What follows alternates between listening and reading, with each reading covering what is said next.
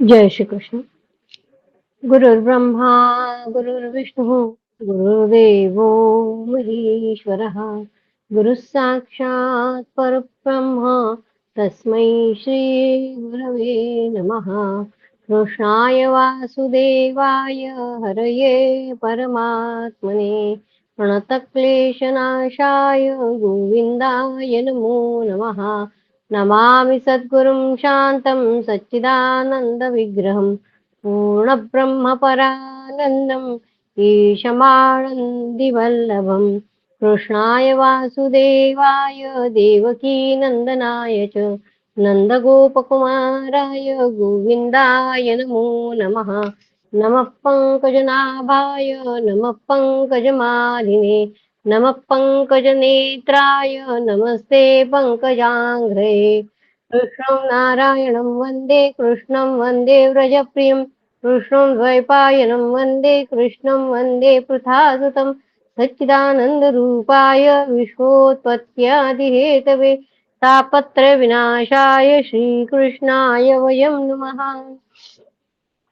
अहमेवासमेवाग्रे नान्यद् यत्सदसत्परं पश्चादहं यदेतच्च यो शुश्रेतसोऽस्म्यहं कृतेऽथं यत् प्रतीयेत न प्रतीयेत चात्मनि तद्विद्यादात्मनो माया यथा भासो यथा तमः यथा महान्ति भूतानि भूतेषु चावचेषु प्रविष्टान्यप्रविष्टानि तथा तेषु न तेष्वहम् एतावदेव जिज्ञासं तत्त्वजिज्ञासुनात्मनः अन्वयव्यतिरेकाभ्यां यत् स्यात् सर्वत्र सर्वदा आदौ देवकी देवगर्भजननं गोपीगृहे वर्धनं मायापूतनजीवतापहरणं गोवर्धनोद्धारणं कंसच्छेदनकौरवादिहननं कुन्तीसुतापालनम् एतद्भागवतं पुराणकथितं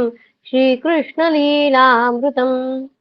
जन्माद्यस्य यतोऽन्वयादितरतश्चार्थेष्वभिज्ञस्वराट् तेने ब्रह्महृदायादिकवये मुह्यन्ति यत्सूरयः तेजो वारिमृदां यथा विनिमयो यत्र त्रिसर्गो मृषा धाम्ना स्वेन सदा निरस्तकुहकं सत्यं परं धीमहि धर्मप्रोजितकैतवोऽत्र परमो निर्मत्सराणां सतां वेद्यं वास्तवमत्र वस्तु शिवदं तापत्रयोन्मूलनं श्रीमद्भागवते महामुनिकृते किं वा परैरीश्वरः सत्यो रुद्यवरुध्यतेऽत्र कृतिभिः शुश्रूषुभिस्तत्क्षणात् निगमकल्पतरोर्गलितं फलं शुकमुखादमृतद्रवसंयुतं पिबत भागवतं रसमालयं मुहुरहो रसिका भुवि भावुकाः। ॐ नमो भगवते वासुदेवाय ॐ नमो भगवते वासुदेवाय। जय श्री कृष्ण। अथैकोनचत्वारिंशोऽध्यायः। श्री कृष्ण और बलराम का मथुरागमन। अक्रूर जी निकले हैं, मथुरा से गोकुल आए हुए हैं श्री कृष्ण और बलराम को मथुरा ले जाने के लिए। वह आते हुए हमने उनका मनोभाव देखा था कि उनको रास्ते में मार्ग में कैसे उनको लग रहा था कि कैसे मैं भगवान से मिलूंगा, वो कैसे मुझसे उनकी प्रतिक्रिया क्या, ये सब सोचते सोचते अक्रूर जी आके भगवान को मिले थे। श्री सुखदेव जी कहते हैं भगवान भगवान श्री कृष्ण और बलराम जी ने अक्रूर जी का भली भांति सम्मान किया। वे आराम से पलंग पर बैठ गए। उन्होंने मार्ग में जो जो अभिलाषाएं की थी वे सब पूरी हो गई। परीक्षित, लक्ष्मी के आश्रय स्थान भगवान श्री कृष्ण के प्रसन्न होने पर ऐसी कौन सी वस्तु है जो प्राप्त नहीं हो सकती है। भगवान के प्रसन्न होने पर ऐसी कौन सी वस्तु है जो प्राप्त नहीं हो सकती। फिर भी भगवान के परम प्रेमी भक्तजन किसी भी वस्तु की कामना नहीं करते। ऐसा कुछ भी नहीं है जो भगवान के प्रसन्न होने से प्राप्त नहीं हो सकता, पर जो भक्त है ना वो उनसे कुछ भी मांगते ही नहीं है।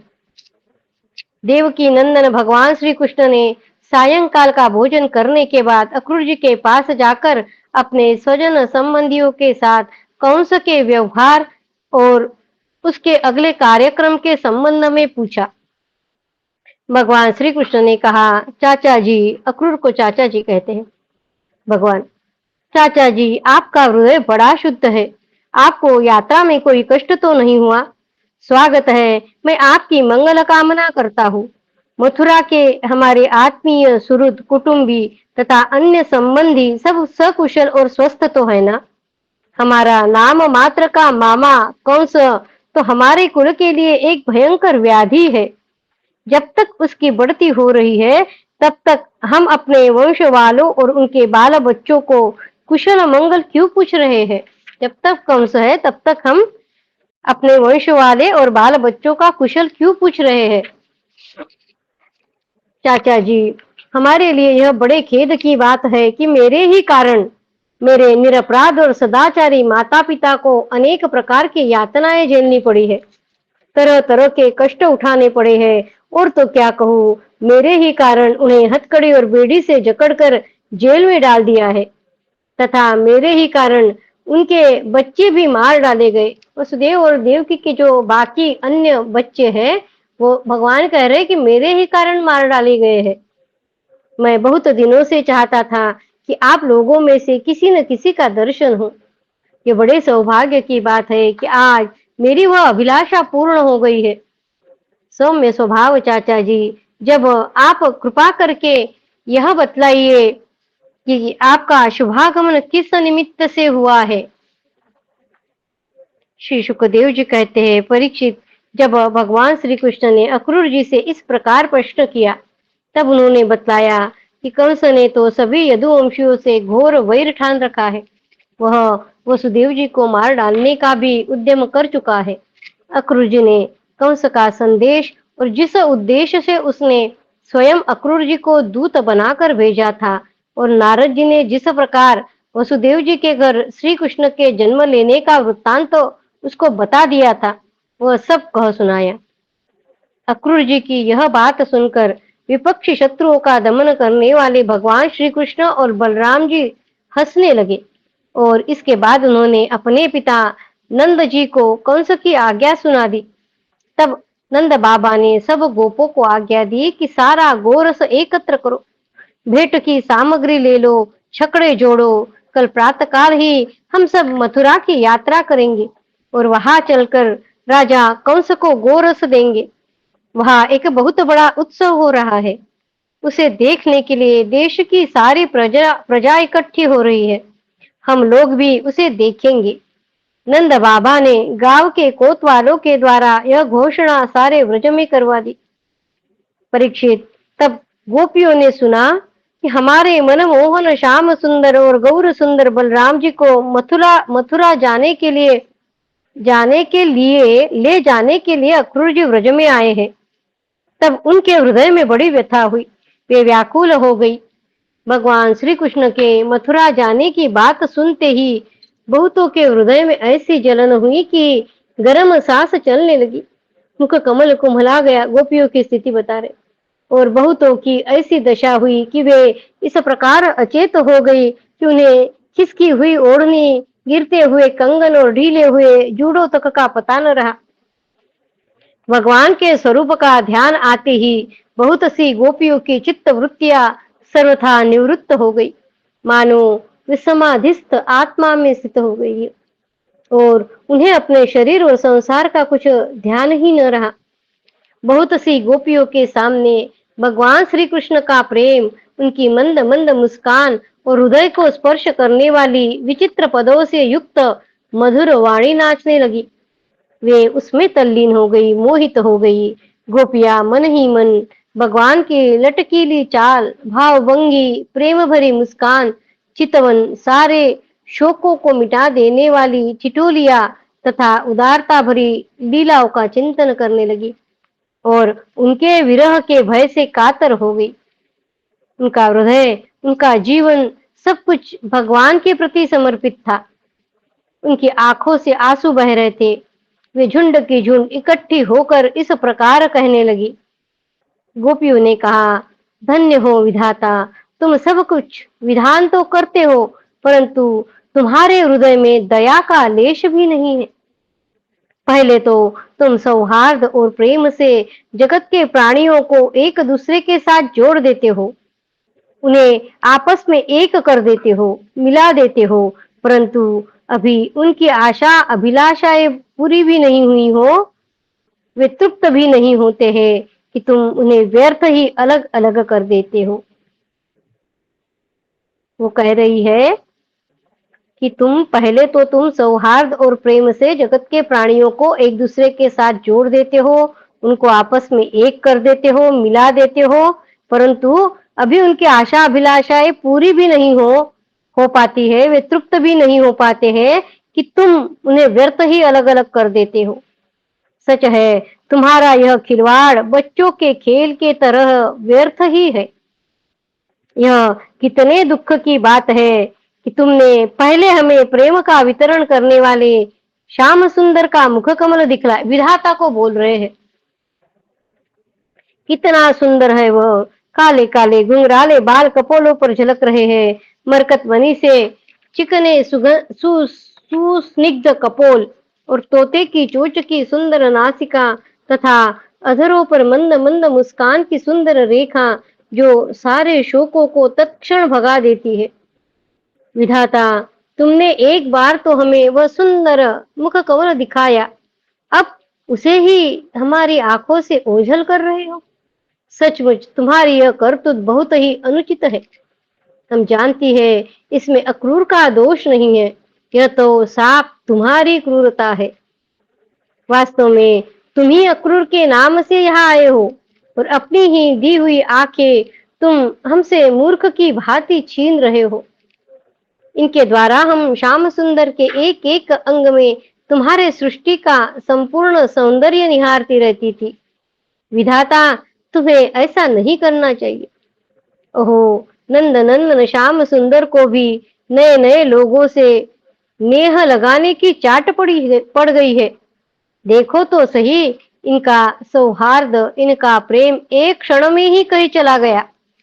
हम तो अपने घर द्वार, स्वजन संबंधी, पति पुत्र आदि को छोड़कर इनकी दासी बनी और इन्हीं के लिए आज हमारा हृदय शोकातुर हो रहा है, परंतु ये ऐसे है कि हमारी ओर देख तक नहीं रहे हैं।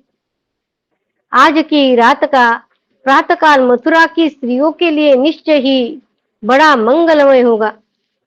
आज की रात का प्रातःकाल, आज की रात की सुबह, रात होने के बाद में जो आएगी वो मथुरा के स्त्रियों के लिए निश्चय ही बड़ा मंगलमय होगा। आज उनकी बहुत दिनों की अभिलाषाएं अवश्य पूरी हो जाएंगी, जब हमारे व्रजराज श्याम सुंदर अपनी तिरछी चितवन से और मंद मंद मुस्कान से युक्त मुखारविंद का मादक मधु वितरण करते हुए मथुरापुरी में प्रवेश करेंगे, तब वे उसका पान करके धन्य धन्य हो जाएगी। यद्यपि हमारे श्याम सुंदर धैर्यवान होने के साथ ही नंद बाबा आदि गुरुजनों की आज्ञा में रहते हैं, तथापि मथुरा की युवतियां अपने मधु के समान मधुर वचनों से इनका चित्त बरबस अपनी ओर खींच लेगी। मथुरा की जो युवतियां है वो अपने मधुर वचनों से इनका चित्त अपनी ओर खींच लेंगी और ये उनकी सलज्ज मुस्कान तथा विलासपूर्ण भाव भंगी से वही रम जाएंगे।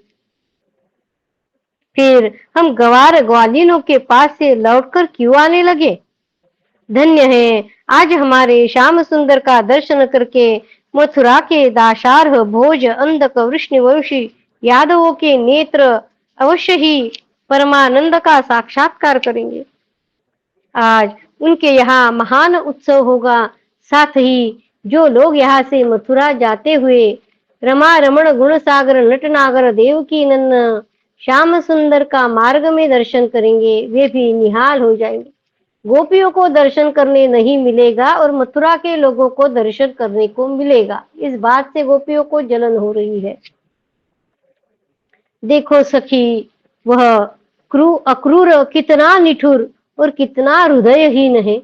इधर तो हम गोपियां इतनी दुखित हो रही है और यह हमारे परम प्रियतम नंद दुलारे श्याम सुंदर को हमारी आंखों से ओझल करके बहुत दूर ले जाना चाहता है और दो बात कहकर हमें धीरज भी नहीं बंधाता, आश्वासन भी नहीं देता। सचमुच ऐसे अत्यंत क्रूर पुरुष का अक्रूर नाम नहीं होना चाहिए। वो कह रही है कि इतना वो क्रूर है, अक्रूर, कि उसका नाम अक्रूर, क्रूर जो नहीं है वो अक्रूर ना, तो ये क्रूर है, इसका नाम अक्रूर नहीं होना चाहिए। सखी, हमारे ये श्याम सुंदर भी तो कम निठुर नहीं है।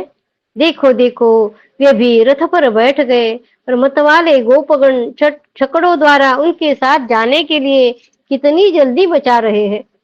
सचमुच ये मूर्ख है, और हमारे बड़े बूढ़े, उन्होंने तो इन लोगों की जल्दबाजी देखकर उपेक्षा ही कर दी है कि जाओ, जो मन में आवे वो करो, अब हम क्या करें। आज विधाता सर्वथा हमारे प्रतिकूल चेष्टा कर रहा है। चलो, हम स्वयं ही चलकर अपने प्राण प्यारे श्याम सुंदर को रोकेंगी। कुल के बड़े बूढ़े और बंधुजन हमारा क्या कर लेंगे। अरे सखी, हम आधे क्षण के लिए भी प्राण वल्लभ नंद नंदन का संग छोड़ने में असमर्थ थी। आज हमारे दुर्भाग्य ने हमारे सामने उनका वियोग उपस्थित करके हमारे चित्त को विनष्ट एवं व्याकुल कर दिया है। सखियों, जिनकी प्रेम भरी मनोहर मुस्कान, रहस्य की मीठी मीठी बातें, विलासपूर्ण चितवन और प्रेमालिंगन से हमने रास लीला की वे रात्रियां, जो बहुत विशाल थी, एक क्षण के समान बिता दी थी। अब भला उनके बिना हम उन्हीं के दी हुई अपार विरह व्यथा पार कैसे करेंगी। एक दिन की नहीं, प्रतिदिन की बात है। सायंकाल में प्रतिदिन वे ग्वाल वालों से घिरे हुए बलराम जी के साथ वन से गौवे चरा कर लौटते हैं। उनकी काली काली घुंघराली अलके और गले के पुष्पहार गौओं के खुर खुर के रज से ढके रहते हैं। वे बांसुरी बजाते हुए अपनी मंद मंद मुस्कान और तिरछी चितवन से देख देख कर हमारे हृदय को भेद डालते हैं। उनके बिना भला वो कैसे जी सकेंगी। श्री सुखदेव जी कहते हैं, परीक्षित, गोपियां वाणी से तो इस प्रकार कह रही थी, परंतु उनका एक एक मनोभाव भगवान श्री कृष्ण का स्पर्श, उनका आलिंगन कर रहा था मन से। वे विरह की संभावना से अत्यंत व्याकुल हो गई थी और लाज छोड़कर हे गोविंद, हे दामोदर, हे माधव, इस प्रकार ऊंची आवाज से पुकार पुकार कर सुललित स्वर से रोने लगी। गोपियां इस प्रकार रो रही थी। रोते रोते सारी रात बीत गई। सूर्योदय हुआ। अक्रूर जी संध्या वंदन और नित्य कर्मों से निवृत्त होकर रथ पर सवार हुए और उसे हाक ले चले। नंद बाबा आदि गोपों ने भी दूध, दही, मक्खन, घी आदि से भरे हुए मटके और भेंट की बहुत सी सामग्रियां ले ली तथा वे छकड़ों पर चढ़कर उनके पीछे पीछे चले। इसी समय अनुराग के रंग में रंगी हुई गोपियां अपने प्राण प्यारे श्री कृष्ण के पास गई और उनकी चितवन मुस्कान और आदि निरख कर कुछ कुछ सुखी हुई। अब वे अपने प्रियतम से, श्याम सुंदर से कुछ संदेश पाने की आकांक्षा से वही खड़ी हो गई। यदुवंश शिरोमणि भगवान श्री कृष्ण ने देखा कि मेरे मथुरा जाने से गोपियों के हृदय में बड़ी जलन हो रही है, वे संतप्त हो रही है, तब उन्होंने दूत के द्वारा मैं आऊंगा यह प्रेम संदेश भेजकर उन्हें धीरज बंधाया। गोपियों को जब तक रथ की ध्वजा और पहियों से उड़ती हुई धूल दिखती रही, तब तक उनके शरीर चित्र लिखित से वही जो के त्यों खड़े रहे, परंतु उन्होंने अपना चित्त तो मनमोहन प्राण वल्लभ श्री कृष्ण के साथ ही भेज दिया था। अभी उनके मन में आशा थी कि शायद श्री कृष्ण कुछ दूर जाकर लौट आए, परंतु जब नहीं लौटे तब वे निराश हो गई, अपने अपने घर चली आई। परीक्षित, वे रात दिन अपने प्यारे श्याम सुंदर की लीलाओं का गान करती रहती और इस प्रकार अपने शोक संताप को हल्का करती। परीक्षित, इधर भगवान श्री कृष्ण भी बलराम जी और अक्रूर जी के साथ वायु के समान वेग वाले रथ पर सवार होकर पाप नाशिनी यमुना जी के किनारे जा पहुंचे। वहां उन लोगों ने हाथ मुंह धोकर यमुना जी का मरकतमणि के समान नीला और अमृत के समान मीठा जल पिया। इसके बाद बलराम जी के साथ भगवान वृक्षों के झुरमुट में खड़े रथ पर सवार हो गए। अक्रूर जी ने दोनों भाइयों को रथ पर बैठाकर उनसे आज्ञा ली और यमुना जी के कुंड अनंत तीर्थ, यमुना जी के कुंड को अनंत तीर्थ या ब्रह्मरथ पर आकर वे विधि पूर्वक स्नान करने लगे। इस कुंड में स्नान करने के बाद अक्रूर जी ने उसमें स्नान किया यमुना जी में, और स्नान करने के बाद में वे जल में डुबकी लगाकर गायत्री का जप करने लगे। उस वक्त भगवान बाहर रथ पर थे, बैठे हैं दोनों भाई रथ पर, और अक्रूर जी अकेले ही स्नान करने गए हैं। कुंड में स्नान करने के बाद में वे जल में डुबकी लगाकर गायत्री का जप करने लगे। उसी समय जल के भीतर अक्रूर जी ने देखा कि श्री कृष्ण और बलराम दोनों भाई एक साथ ही बैठे हुए हैं। अब उनके मन में यह शंका हुई कि वसुदेव जी के पुत्रों को तो मैं रथ पर बैठा आया हूं, अब ये यहाँ जल में कैसे आ गए? जब यहाँ है तो शायद रथ पर नहीं होंगे। ऐसा सोचकर उन्होंने सिर बाहर निकाल कर देखा, वे उस रथ पर भी पूर्ववत बैठे हुए थे। उन्होंने यह सोचकर कि मैं उन्हें जो जल में देखा था शायद वो भ्रम ही रहा होगा, फिर डुबकी लगाई, परंतु फिर उन्होंने वहां भी देखा कि साक्षात अनंत देव श्री शेष जी विराजमान है, और सिद्ध चारण गंधर्व एवं असुर अपने अपने सिर झुकाकर उनकी स्तुति कर रहे हैं। शेष जी के 1000 सिर है और प्रत्येक फण पर मुकुट सुशोभित है। कमलनाल के समान उज्जवल शरीर पर नीलांबर धारण किए हुए और उनकी ऐसी शोभा हो रही है मानो सहस्त्र शिखरों से युक्त श्वेतगिरी कैलाश शोभायमान हो। अक्रूर जी ने देखा कि शेष जी के गोद में श्याम मेघ के समान घनश्याम विराजमान हो रहे हैं। वे रेशमी पीतांबर पहने हुए हैं, बड़े ही शांत चतुर्भुज मूर्ति है और कमल के रक्तदल के समान रत्नारे नेत्र है। उनका वदन वदन बड़ा ही मनोहर और प्रसन्नता का सदन है। उनका मधुर हास्य और चारु चितवन चित्त को चुराए लेती है। भव्य सुंदर और नासिका तनिक ऊंची तथा बड़ी ही सुघड़ है। सुंदर कान, कपोल और लाल लाल अधरों की छटा निराली ही है। बाहें घुटनों तक लंबी है और हृष्ट पुष्ट है। कंधे ऊंचे और वक्षस्थल लक्ष्मी जी का आश्रय स्थान है। शंख के समान उतार चढ़ाव वाला सुडोल गला, गहरी नाभि और त्रिवली युक्त उदर पीपल के पत्ते के समान शोभायमान है।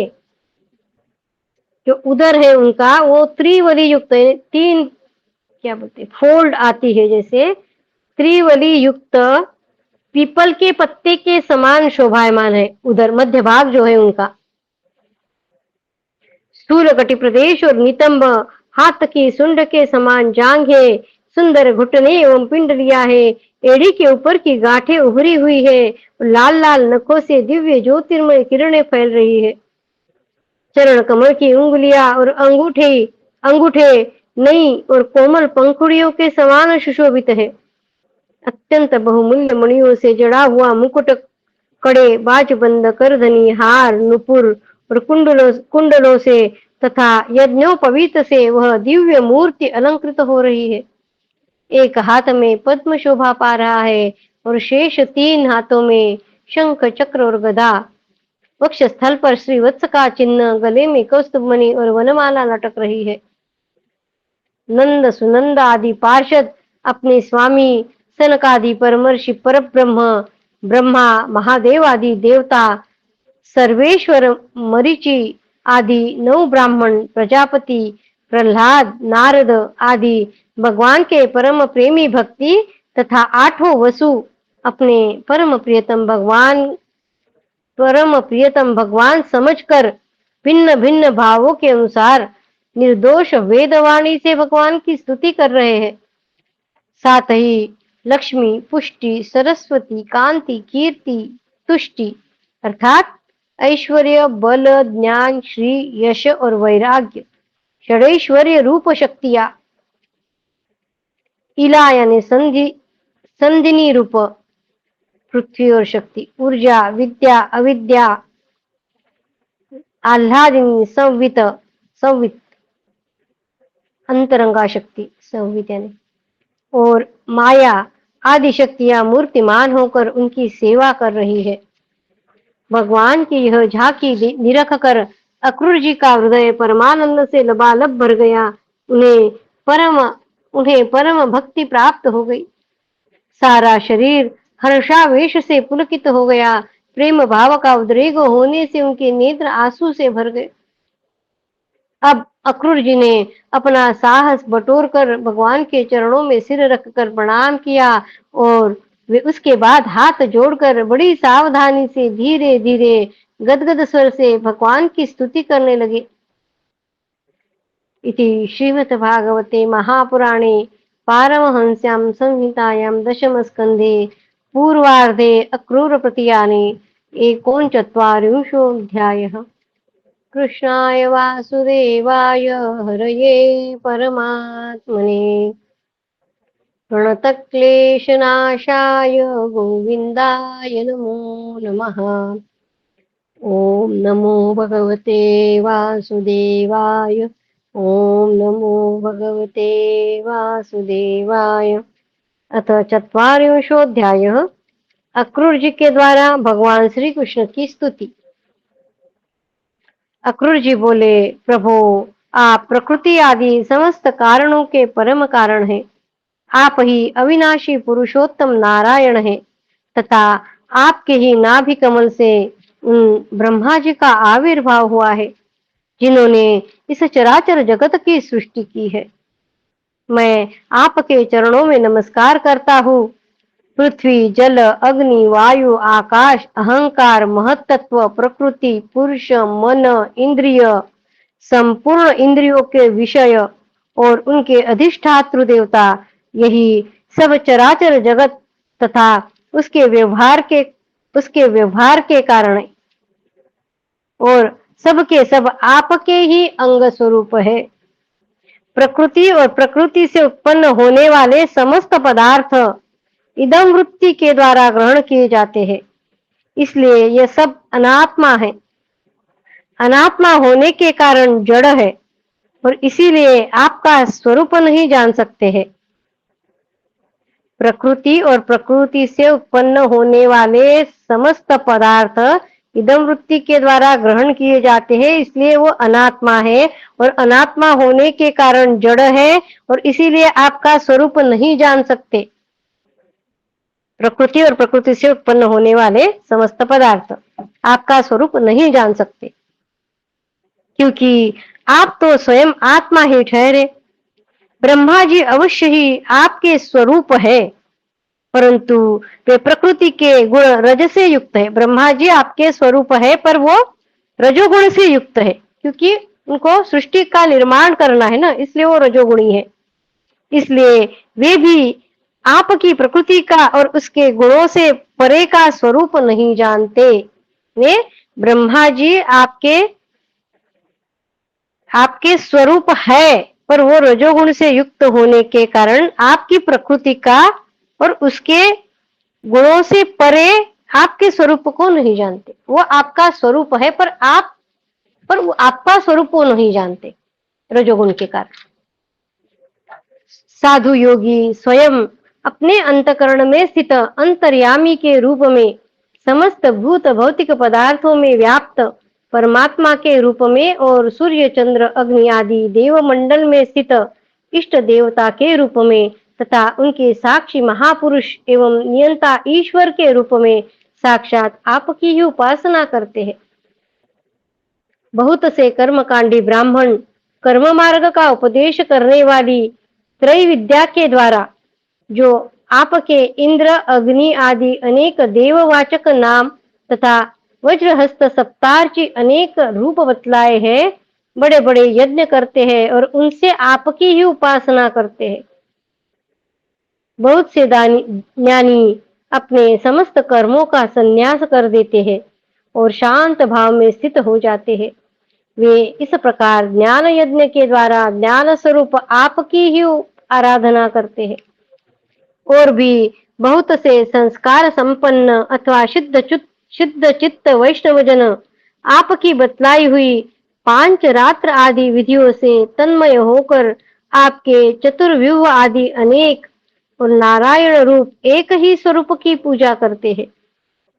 भगवान दूसरे लोग शिव जी की द्वारा बतलाए हुए मार्ग से, जिसके आचार्य भेद से अनेक अवान्तर भेद भी है, शिव स्वरूप आपकी ही पूजा करते हैं। जो शिव स्वरूप है वो भी आपकी ही पूजा करते हैं। जो लोग दूसरे देवताओं की भक्ति करते हैं और उन्हें आपसे भिन्न समझते हैं, जो लोग दूसरे देवताओं की भक्ति करते हैं और उन्हें आपसे भिन्न समझते हैं, वे सब भी वास्तव में आपकी ही आराधना करते हैं। जो लोग दूसरे देवताओं की भक्ति करते हैं और उन्हें आपसे भिन्न समझते हैं, वे सब भी वास्तव में आपकी ही आराधना करते हैं, क्योंकि आप ही समस्त देवताओं के रूप में, जितने भी देवता है वह सब भगवान ही है और सर्वेश्वर भी है।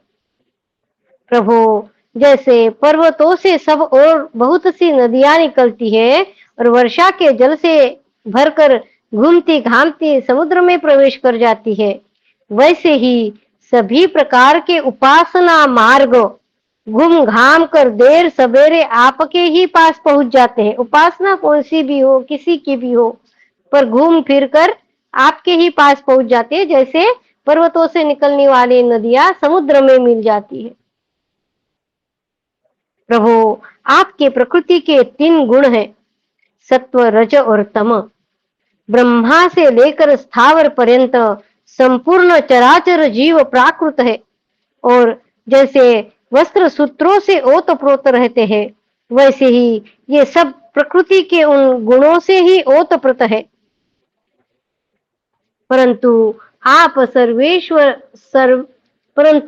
सर्व स्वरूप होने पर भी उनके साथ लिप्त नहीं है, भगवान गुणों से लिप्त नहीं है। आपकी दृष्टि निर्लिप्त है, क्योंकि आप समस्त वृत्तियों के साक्षी है। यह गुणों के प्रवाह से होने वाली सृष्टि अज्ञान मूलक है। ये जो सृष्टि है गुणों के प्रवाह से जो दिख रही है, उसका मूल अज्ञान है और वह देवता, मनुष्य, पशु पक्षी आदि समस्त योनियों में व्याप्त है। परंतु आप उससे सर्वथा अलग है, इसलिए मैं आपको नमस्कार करता हूँ। अक्रूर जी भगवान की स्तुति कर रहे हैं। अग्नि आपका मुख है, पृथ्वी चरण है, सूर्य और चंद्रमा आपके नेत्र है, आकाश नाभि है, दिशाएं कान है, स्वर्ग सिर है और देवेंद्र गण भुजाएं है। समुद्र कोख है और वायु ही आपकी प्राण शक्ति के रूप में उपासना के लिए कल्पित हुई है।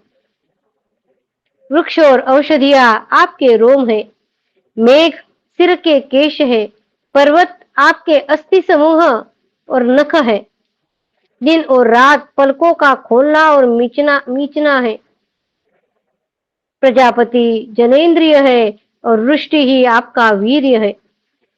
अविनाशी भगवान, जैसे जल में बहुत से जलचर जीव गुलर के फलों में नन्हे नन्हे कीट रहते हैं, उसी प्रकार उपासना के लिए स्वीकृत अपने मनोमय पुरुष रूप में अनेक प्रकार के जीव जंतुओं से भरे हुए लोक और उनके लोकपाल कल्पित किए गए हैं। प्रभु, आप क्रीड़ा करने के लिए पृथ्वी पर जो जो रूप धारण करते हैं, वे सब अवतार लोगों के शोक मोह को धो बहा देते हैं।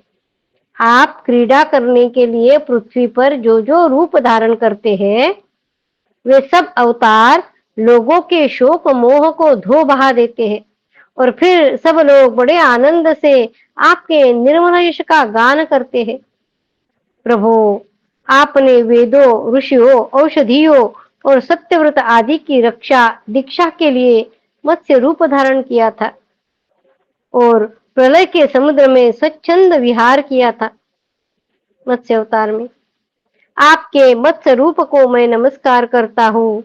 आपने ही मधु और कैटभ नाम के असुरों का संहार करने के लिए हयग्रीव अवतार धारण किया था। मैं आपके उस रूप को भी नमस्कार करता हूँ। आपने ही वह विशाल कच्छप रूप ग्रहण करके मंदराचल को धारण किया था समुद्र मंथन के वक्त। आपको मैं नमस्कार करता हूँ। आपने ही पृथ्वी के उद्धार की लीला करने के लिए वराह रूप स्वीकार किया था। आपको मेरा बार बार नमस्कार है।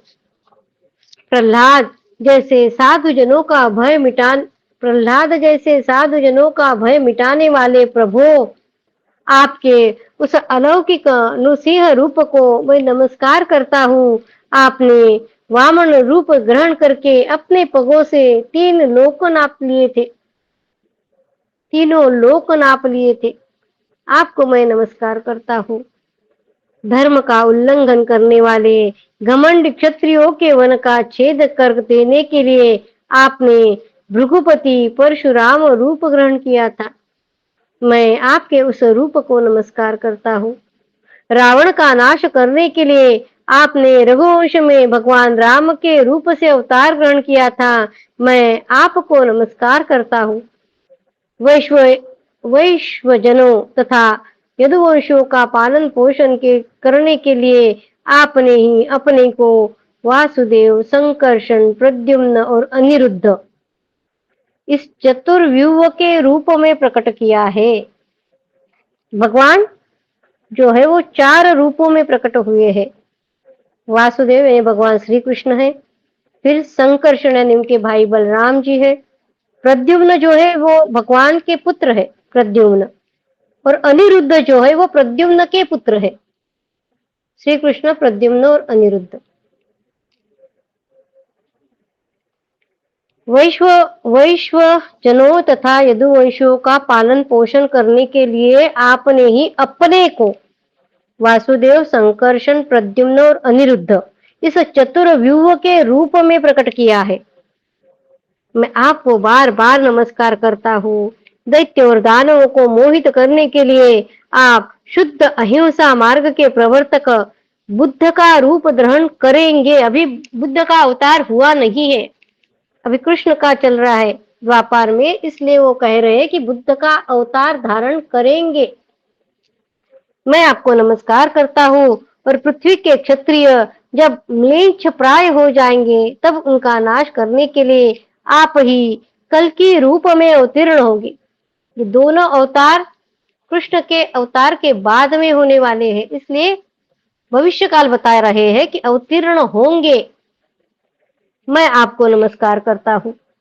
भगवान, ये सब के सब जीव आपकी माया से मोहित हो रहे हैं और इस मोह के कारण ही यह मैं हूँ और यह मेरा है। इस झूठे दुराग्रह में फंसकर कर्म के मार्गों में भटक रहे हैं। मेरे स्वामी, इस प्रकार मैं भी स्वप्न में दिखने वाले पदार्थों के समान झूठे देह, गेह, पत्नी, पुत्र, धन, स्वजन आदि को सत्य समझकर उन्हीं के मोह में फंस रहा हूँ और भटक रहा हूँ। मेरी मूर्खता तो देखिए प्रभु। मैंने अनित्य वस्तुओं को नित्य, अनात्मा को आत्मा और दुख को सुख समझ लिया है। भला इस उल्टी बुद्धि की भी कोई सीमा है? इस प्रकार अज्ञानवश सांसारिक सुख दुख आदि द्वंद्वों में ही रम गया और यह बात बिल्कुल भूल गया कि आप ही हमारे सच्चे प्यारे हैं। अक्रूर जी कहते हैं कि मेरी मूर्खता तो देखिए प्रभु, मैंने अनित्य वस्तु को नित्य, अनात्मा को आत्मा, दुख को सुख समझ लिया। इस उल्टी बुद्धि की भी कोई सीमा है? इस प्रकार अज्ञानवश सांसारिक सुख दुख आदि द्वंद्वों में ही मैं रम गया और यह बात बिल्कुल भूल गया कि आप ही हमारे सच्चे प्यारे हैं। जैसे कोई अनजान मनुष्य जल के लिए तालाब पर जाए और उसे उसी से पैदा हुए सिवार और घासों से ढका देखकर ऐसा समझ ले कि यहाँ जल नहीं है तथा सूर्य की किरणों में झूठ मूठ प्रतीत होने वाले जल के लिए मृग तृष्णा की ओर दौड़ पड़े, वैसे ही मैं अपनी ही माया से छिपे रहने के कारण माया आपको छोड़कर विषयों में सुख की आशा से भटक रहा हूं। माया से छिपे रहने के कारण आपको छोड़कर विषयों में सुख की आशा से भटक रहा हूं। मैं अविनाशी अक्षर वस्तु के ज्ञान से रहित हूं। इसी से मेरे मन में अनेक वस्तुओं की कामना और उनके लिए कर्म करने के संकल्प उठते ही रहते हैं। मैं अविनाशी अक्षर वस्तु के ज्ञान से रहित हूं और इसीलिए मन में अनेक वस्तुओं की कामना, पहले कामना आती है, उस कामना को पूर्ण करने के लिए फिर संकल्प उठते रहते हैं और कर्म करते हैं। कर्म करने के संकल्प उठते हैं वो कामना पूर्ण करने के लिए। इसके अतिरिक्त ये इंद्रिया भी जो बड़ी प्रबल एवं दुर्दमनीय है, मन को मथ मथ कर बलपूर्वक इधर उधर घसीट ले जाती है इंद्रिय। इसीलिए इस मन को मैं रोक नहीं पाता। इस प्रकार भटकता हुआ मैं आपके उन चरण कमलों की छत्र छाया में आ पहुंचा हूं जो दुष्टों के लिए दुर्लभ है। मेरे स्वामी, इसे भी मैं आपका कृपा प्रसाद ही मानता हूं, क्योंकि पद्मनाभ, जब जीव के संसार से मुक्त होने का समय आता है तब सत्पुरुषों की उपासना से चित्त वृत्ति आप में लगती है। जीवों के संसार से मुक्त होने का समय आता है तब सत्पुरुषों की उपासना से चित्त वृत्ति आप में लगती है। अगर पहले सत्पुरुषों की उपासना की हो तो जीव के संसार से मुक्त होने का समय आता है तब सत्पुरुषों की उपासना से चित्त वृत्ति आप में लगती है। प्रभु, आप केवल विज्ञान स्वरूप है, विज्ञान घन है। जितनी भी प्रतीतियां होती है, जितनी भी वृत्तियां हैं, उन सब के आप ही कारण और अधिष्ठान है। जीव के रूप में एवं जीवों के सुख दुख आदि के निमित्त काल, कर्म, स्वभाव तथा प्रकृति के रूप में भी आप ही है तथा आप ही उन सब के नियंता भी है। आपकी शक्तियां अनंत है, आप स्वयं ब्रह्म है। मैं आपको नमस्कार करता हूँ। प्रभु, आप ही वासुदेव, आप ही समस्त जीवों के आश्रय संकर्षण है तथा आप ही बुद्धि और मन के अधिष्ठात्र देवता ऋषिकेश यानी प्रद्युम्न और अनिरुद्ध है। मैं आपको बार बार नमस्कार करता हूँ। प्रभु, आप मुझे शरणागत की रक्षा कीजिए।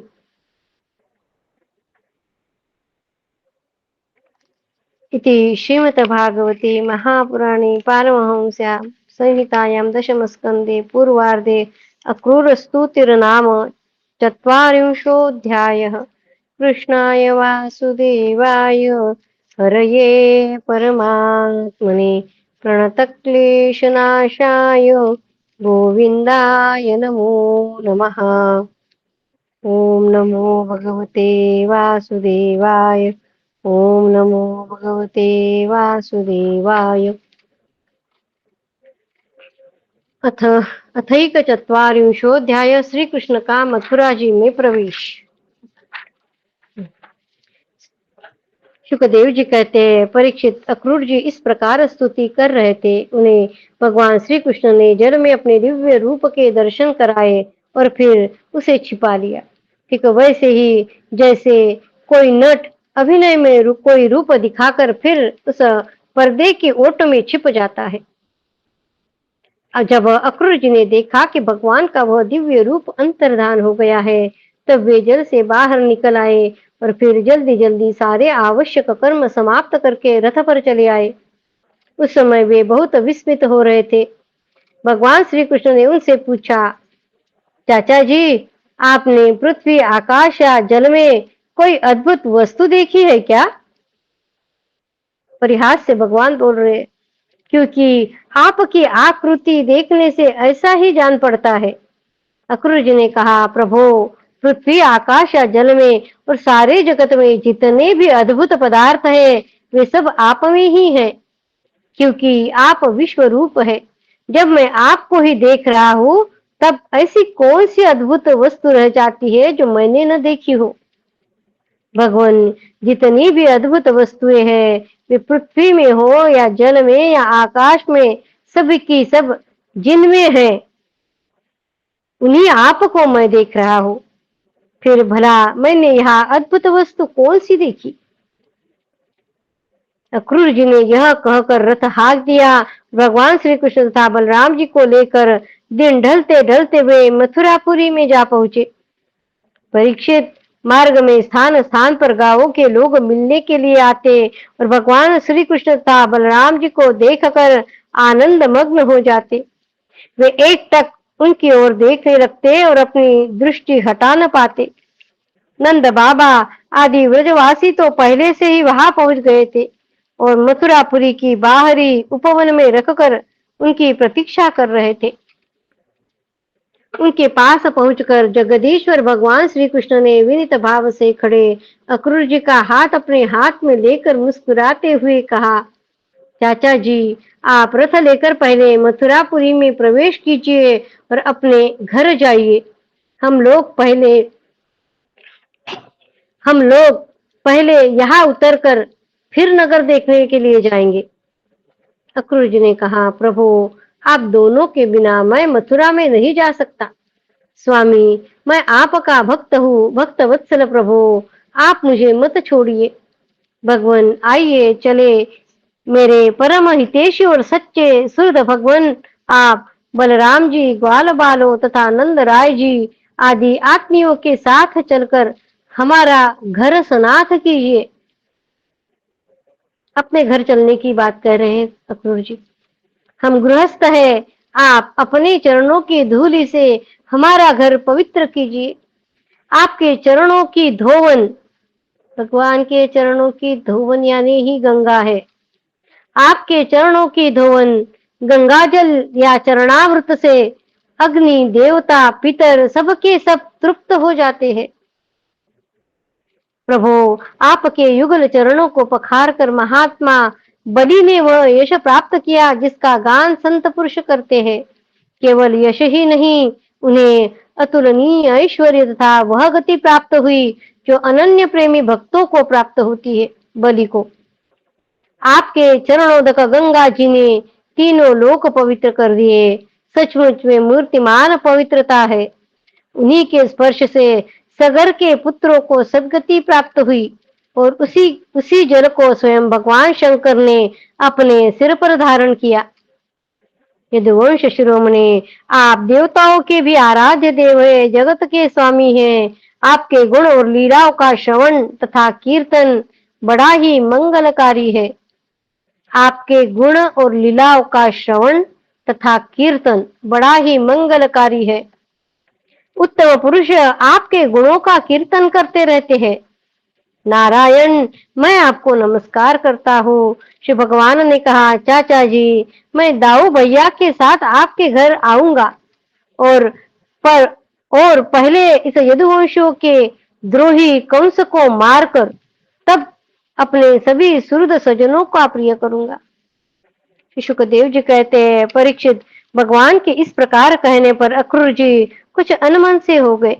उन्होंने पुरी में प्रवेश करके कंस से श्री कृष्ण और बलराम के लिए आने का समाचार निवेदन किया और फिर अपने घर चले गए। दूसरे दिन तीसरे पहर बलराम जी और ग्वाल बालों के साथ भगवान श्री कृष्ण ने मथुरापुरी को देखने के लिए नगर में प्रवेश किया। भगवान ने देखा कि नगर के परकोटे में स्फटिक मणि के बहुत ऊंचे ऊंचे गोपुर यानी प्रधान दरवाजे तथा घरों में भी बड़े बड़े फाटक बने हुए मथुरा देख रहे। उनमें सोने के बड़े बड़े किवाड़ लगे हैं, सोने के ही तोरण बने हुए हैं। नगर के चारों ओर तांबे और पीतल की चहारदीवारी बनी हुई है। खाई के कारण और कहीं से उस नगर में प्रवेश करना बहुत कठिन है। स्थान स्थान पर सुंदर सुंदर उद्यान और रमणीय उपवन, केवल स्त्रियों के उपयोग में आने वाले बगीचे यानी उपवन कहा है यहाँ, शोभायमान है। स्वर्ण से सजे हुए चौराहे, धनियों के महल, उन्हीं के साथ के बगीचे, कारागिरों के बैठने के स्थान या प्रजा वर्ग के सभा भवन और साधारण लोगों के निवास गृह नगर की शोभा बढ़ा रहे हैं। वैदूर्य, हीरे, स्फटिक, नीलम, मूंगे, मोती और पन्ने आदि से जड़े हुए छज्जे, चबूतरे, झरोखे एवं फर्श आदि जगमगा रहे हैं। उन पर बैठे हुए कबूतर, मोर आदि पक्षी भांति भांति की बोली बोल रहे हैं। सड़क, बाजार, गली एवं चौराहों पर खूब छिड़काव किया गया है। स्थान स्थान पर फूलों के गजरे, जवारे यानी जौ के अंकुर, खील और चावल बिखरे हुए हैं। घरों के दरवाजे पर दही और चंदन आदि से चर्चित जल से भरे हुए कलश रखे हैं और वे फूल, दीपक, नई नई कपोलों, फल सहित केले और सुपारी के वृक्ष, छोटी छोटी झंडियों और रेशमी वस्त्रों से भली भांति सजाए हुए हैं। कलश। परीक्षित, वसुदेव नंदन भगवान श्री कृष्ण और बलराम जी ने ग्वाल बालों के साथ राजपथ से मथुरा नगरी में प्रवेश किया। उस समय नगर की नारियां बड़ी उत्सुकता से उन्हें देखने के लिए झटपट अटारियों पर चढ़ गई। किसी किसी ने जल्दी के कारण अपने वस्त्र और गहने उल्टे पहन लिए। किसी ने भूल से कुंडल, कंगन आदि जोड़े से पहने जाने वाले आभूषणों में से एक ही पहना और चल पड़ी भगवान को देखने के लिए। कोई एक ही कान में पत्र नामक आभूषण धारण कर पाई थी, तो किसी ने एक ही पांव में पायजेब पहन रखा था। कोई एक ही आंख में अंजन आंज पाई थी और दूसरी में बिना आंजे ही चल पड़ी। कई रमणियां तो भोजन कर रही थी, वे हाथ का कौर फेंक कर चल पड़ी। सबका मन उत्साह और आनंद से भर रहा था। कोई कोई बटन लगवा रही थी, वे बिना स्नान किए ही दौड़ पड़ी। जो सो रही थी वे कोलाहल सुनकर उठ खड़ी हुई और उसी अवस्था में दौड़ चली। जो माताएं बच्चों को दूध पिला रही थी, वे उन्हें गोद से हटाकर भगवान श्री कृष्ण को देखने के लिए चल पड़ी। कमल नयन भगवान श्री कृष्ण मतवाले गजराज के समान बड़ी मस्ती से चल रहे थे।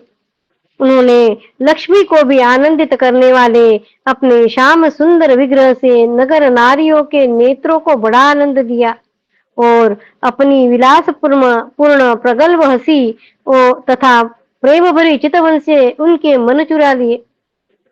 मथुरा की स्त्रियां बहुत दिनों से भगवान श्री कृष्ण की अद्भुत लीलाएं सुनती आ रही थी।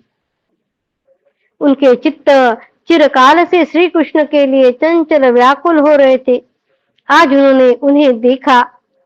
भगवान श्री कृष्ण ने भी अपनी प्रेम भरी चितवन और मंद मुस्कान की सुधा से सींच कर उनका सम्मान किया।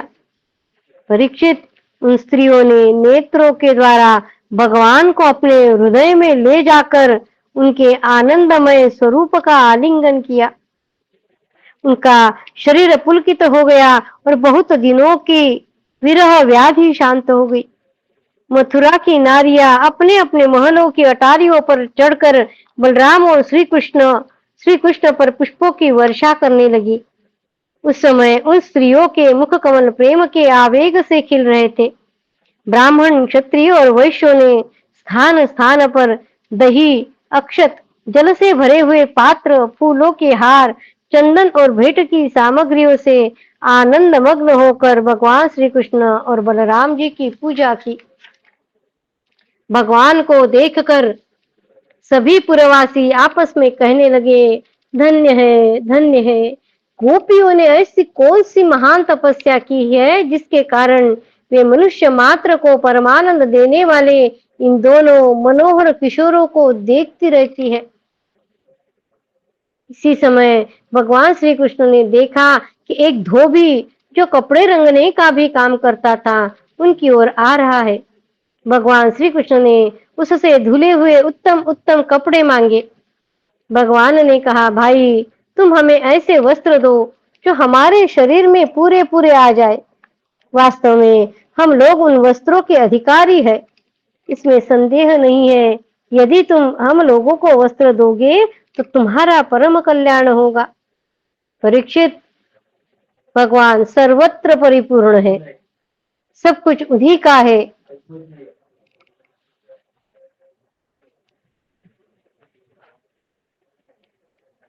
भगवान ने कहा, भाई तुम हमें ऐसे वस्त्र दो जो हमारे शरीर में पूरे पूरे आ जाए। वास्तव में हम लोग उन वस्त्रों के अधिकारी है, इसमें संदेह नहीं है कि यदि तुम हम लोगों को वस्त्र दोगे तो तुम्हारा परम कल्याण होगा। परीक्षित, भगवान सर्वत्र परिपूर्ण है, सब कुछ उन्हीं का है, फिर भी उन्होंने इस प्रकार मांगने की लीला की। परंतु वो मूर्ख राजा कंस का सेवक होने के कारण मतवाला हो रहा था। भगवान की वस्तु भगवान को देना तो दूर रहा, उसने क्रोध में भरकर आक्षेप करते हुए कहा, भगवान की वस्तु भगवान को देने से रहा, उसने क्रोध में भरकर आक्षेप करते हुए कहा, तुम लोग रहते हो सदा पहाड़ और जंगलों में, क्या वहां ऐसे ही वस्त्र पहनते हो? तुम लोग बहुत उदंड हो गए हो, तभी तो ऐसी बढ़ बढ़ चढ़ कर बातें करते हो। अब तुम्हें राजा का धन लूटने की इच्छा हुई है? अरे मूर्खो, जाओ, भाग जाओ। यदि कुछ दिन जीने की इच्छा हो तो फिर इस तरह मत मांगना। राज कर्मचारी तुम्हारे जैसे उच्छृंखलों को कैद कर लेते हैं, मार डालते हैं और जो कुछ उनके पास होता है वह भी छीन लेते हैं। जब वह धोबी इस प्रकार बहुत कुछ बहक बहक कर बातें करने लगा, तब भगवान श्री कृष्ण ने तनिक कुपित होकर उसे एक तमाचा जमाया और उसका सिर धड़ाम से धड़ से नीचे गिरा। यह देखकर उस धोबी के अधीन काम करने वाले सब के सब कपड़ों के गट्ठर वही छोड़कर इधर उधर भाग गए। भगवान ने उन वस्त्रों को ले लिया।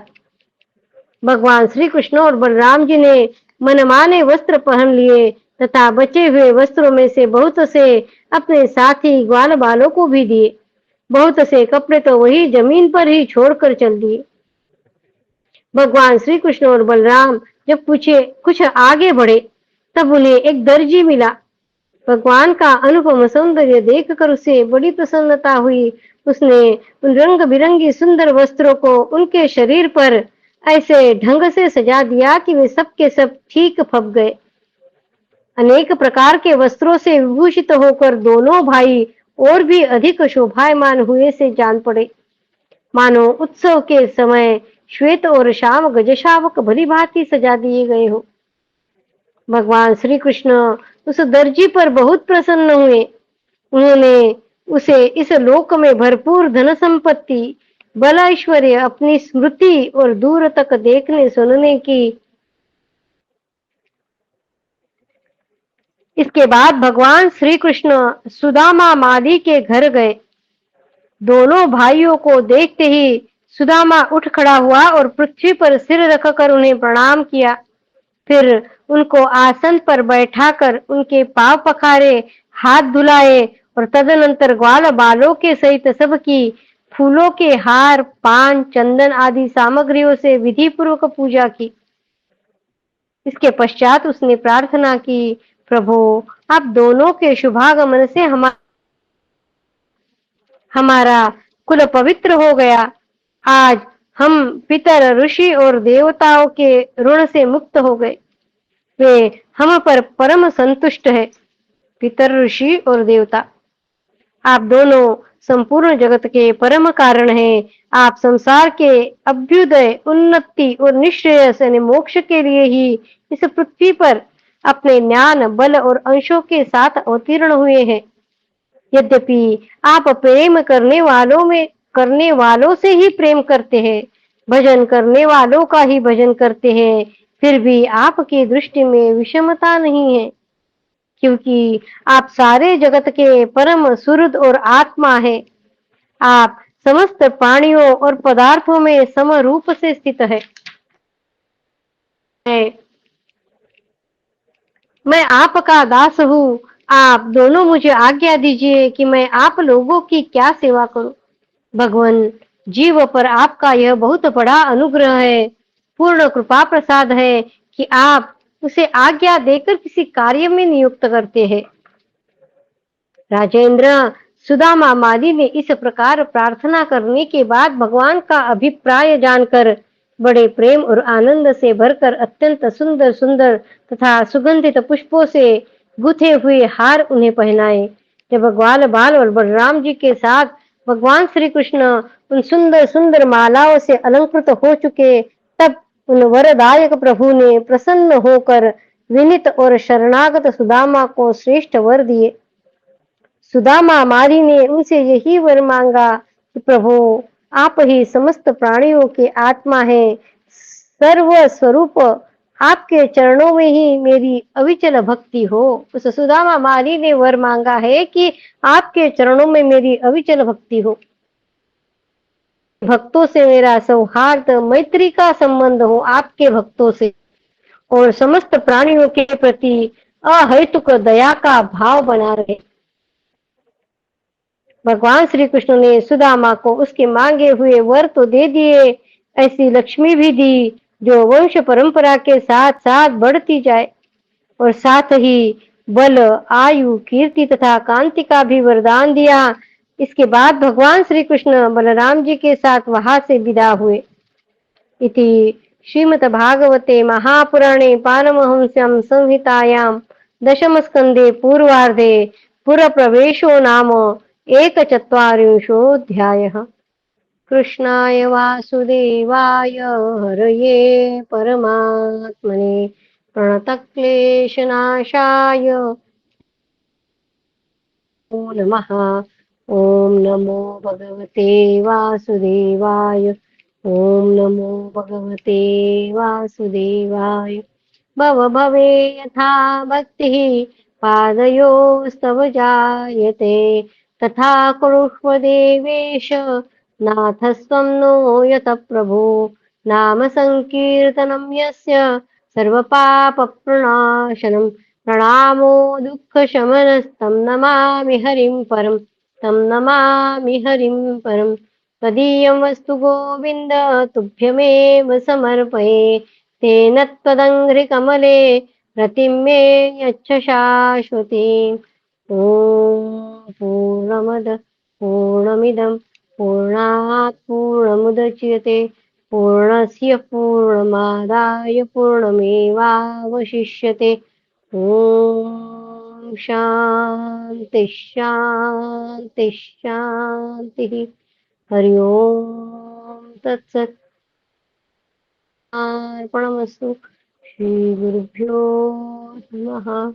ज्ञानेश्वर मौली। जय श्री कृष्ण।